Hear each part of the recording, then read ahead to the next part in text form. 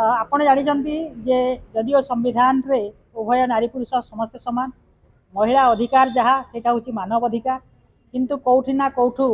जानतरे हो अजाणतरे हो आम सामाजिक विधि व्यवस्था भितर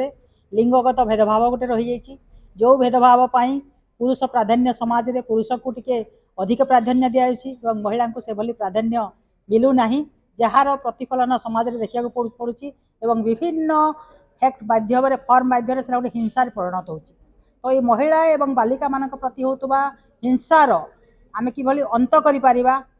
अवसान घटे पारिबा से लक्ष्य नहीं 25 नवेम्बर रु 10 डिसेम्बर पर्यंत 16 दिन व्यापी लिंगगत भेदभाव महिला प्रति होता हिंसा विरुद्ध रे गोटे सचेतनता कार्यक्रम जिला प्रशासन झारसुगुड़ा सेहेड़ा अनुष्ठान मिलित भाव में जिलार विभिन्न जगार विभिन्न स्टेक होल्डर मध्य कराऊँगी आज हूँ आमर अभियान 13 दिन ये 13 दिन आज जो थीम थिला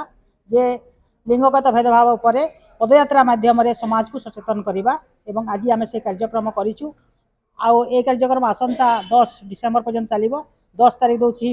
ह्यूमन राइट डे मानव अधिकार दिवस से दिन आम कहूँ जे मानव अधिकार जहाँ सेटा ही महिला अधिकार से दिन कार्यक्रम को कन्क्लूड करूँ एवं 16 दिन धरी जिले में आम गोटे लोकों पाखे पहुँच गोटे व्यापक सचेतनता सृष्टि कर उद्देश्य नहीं कार्यक्रम करूँ सफल जिला प्रशासन सहायता कार्यक्रम बहुत सुंदर होती सुदूर प्रसारित होती।